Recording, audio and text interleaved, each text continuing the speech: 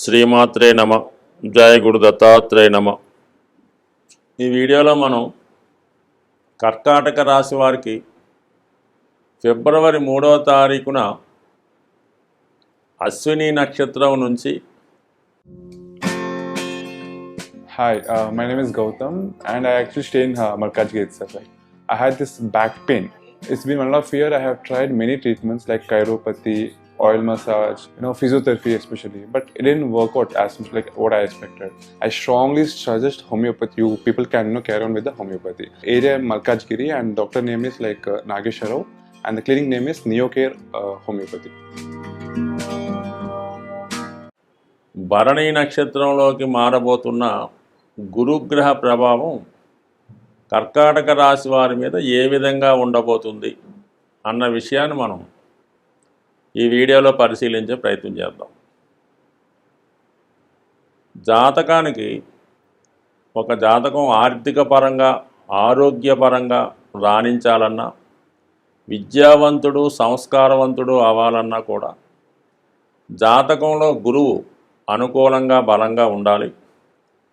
అలాగే గోచార రీత్యా ఉన్నటువంటి గురువు కూడా అనుకూలమైన స్థానాల్లో సంచరిస్తున్నప్పుడు జాతకుడు యొక్క ప్రతిభ, అతని యొక్క సంస్కారానికి, అతని విద్వత్తుకి తగిన గుర్తింపు రావడం జరుగుతుంది.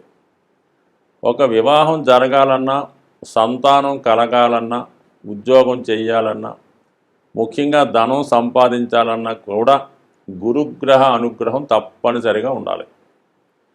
మరి ప్రస్తుతం ఈ గురువు దశమ స్థానంలో సంచరిస్తున్నాడు. దశమ స్థానంలో ఉన్నటువంటి గురువు వృత్తి సంబంధించిన విషయాల్లో జాతకుడు తన జీవనోపాధికి ఏ విధంగా ధనం సంపాదిస్తాడో అన్న విషయాల్లో ఒక గుణపాఠాన్ని నేర్పడం జరుగుతుంది అన్నమాట. అంటే గురువు స్వభావసిద్ధంగా గురువు పనేటి, జాతకుడిని అంటే ఒక విద్యార్థిని, ఒక స్టూడెంట్ని, ఒక భక్తుడిని సరైన మార్గంలో పెట్టాలంటే వాడికి ముందుగా వాడి యొక్క నడవడిక, వాడి లైన్ తీర్చిదిద్ది తర్వాత తన మంచి ఫలితాన్ని ఇస్తాడు. అంటే ఒక గుణపాఠం నేర్పిన తర్వాత ఆ భావాన్ని అభివృద్ధి చేయడం జరుగుతుంది. అంటే ప్రస్తుతం దశమ స్థానంలో ఉన్నాడు కాబట్టి ఉద్యోగ సంబంధించిన విషయాల్లో చాలా ఇబ్బంది పెడుతూ ఉంటాడు. అంటే ఏంటి, ఉద్యోగంలో ఎంత కష్టపడ్డా మరి పై స్థాయికి రాలేకపోవడం, పై అధికారుల నుంచి ఒత్తిడి. అంటే జాతకుడికి పని నేర్పే కార్యక్రమం ఉంటుంది. పని నేర్చుకునేటప్పుడు ఖచ్చితంగా వాళ్ళ యొక్క గురువు నుంచి కానీ వాడి బాస్ దగ్గర నుంచి కానీ కంపల్సరీగా ఇబ్బంది ఉంటుంది అన్నమాట. వాడు ఏం చేయనా కూడా తప్పంటాడు, ఇలా చేస్తే అలా చేయమంటాడు. సో ఈ విధంగా పనిష్మెంట్తో కూడుకొని ఉంటుంది. ఒక ట్రైనింగ్ లాంటిది. ఇప్పుడు ఏదో ఒక జాతకుడు ఒక ఎస్ఐ పోస్ట్కి సెలెక్ట్ అయితే ఒక 6 నెలలు ట్రైనింగ్ రూపంలో నానా విధాల పరీక్షలు పెడుతుంటారు.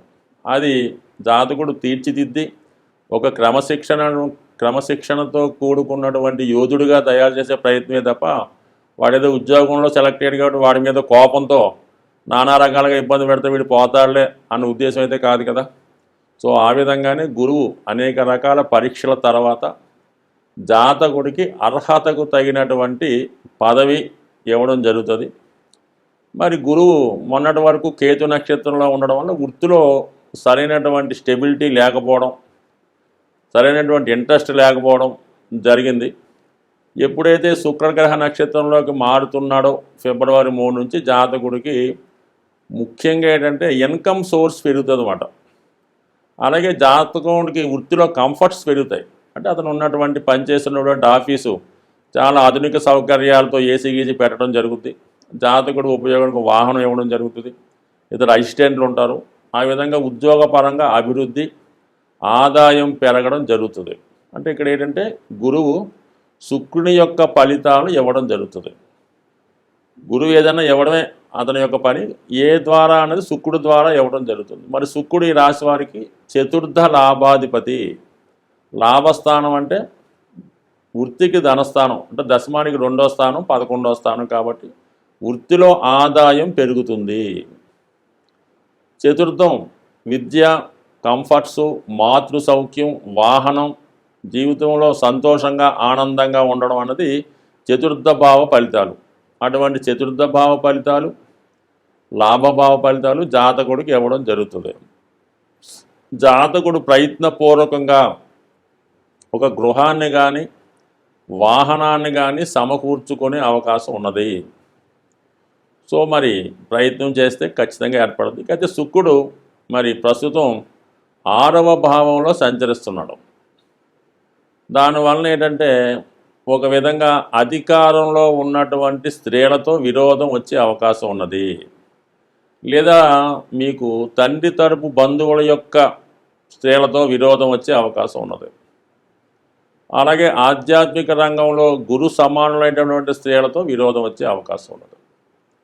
సో అలాగే మరి కొంతవరకు రుణాలు చేయడం కూడా జరిగే అవకాశం ఉంది. ఏదైనా ఇల్లు కొనడానికో వాహనం కొనడానికో కొంతవరకు మీరు రుణాన్ని చేయడం జరిగే అవకాశం ఉన్నది. అంటే మొత్తం మీద ఏదైనా మీకు సౌఖ్యమే ఇక్కడ మెయిన్గా ఫైనల్ రిజల్ట్ కనబడుతుంది. ఆర్థిక పరమైన లాభం 100% ఉన్నది.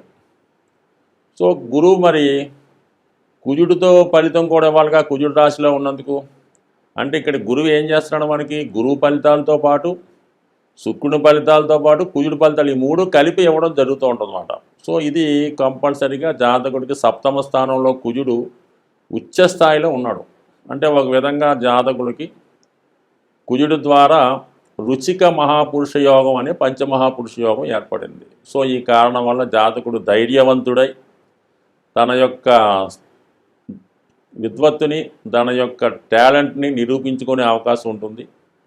వివాహ సంబంధించిన విషయంలో ఉన్నటువంటి సమస్యల్ని పరిష్కరించుకోవడం జరుగుతుంది. అంటే కొన్ని సందర్భాల్లో మైనసా ప్లస్సా పక్కన పెడితే మాత్రం జాతకుడు ధైర్యంగా నిర్ణయాలు తీసుకొని వివాహపరమైన సమస్యల్ని పరిష్కరించుకునే అవకాశం ఉంది. ఈ పరిష్కారం చేసుకునే దిశలో మరి జాతకుడికి లాభం కలిగే అవకాశం ఉంది. అలాగే పార్ట్నర్స్తో ఉన్నటువంటి విభేదాలు కానీ రుణదాతలు రుణగ్రస్తుల నుంచి ఉన్నటువంటి ఇబ్బందులు కానీ తొలగే అవకాశం ఉంది. బట్ ఏదైనా మొత్తం మీద జాతకుడు నిక్కచ్చిగా కరాఖండిగా వ్యవహరించి అతనికి ఉన్నటువంటి ఆర్థిక వ్యవహారాలు, స్థిరాస్తి సంబంధించిన వ్యవహారాలు, అలాగే న్యాయపరమైన విషయాల్లో ఖచ్చితంగా న్యాయాన్ని పొందుతాడు.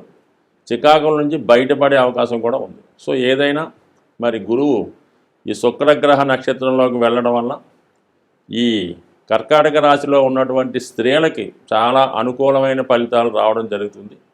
వాళ్ళకి ప్రయత్నపూర్వకంగా ఉద్యోగ ఉపాధి అవకాశాలు కానీ అలాగే గృహలాభం కానీ జరిగే అవకాశం ఉంది. స్వస్తి.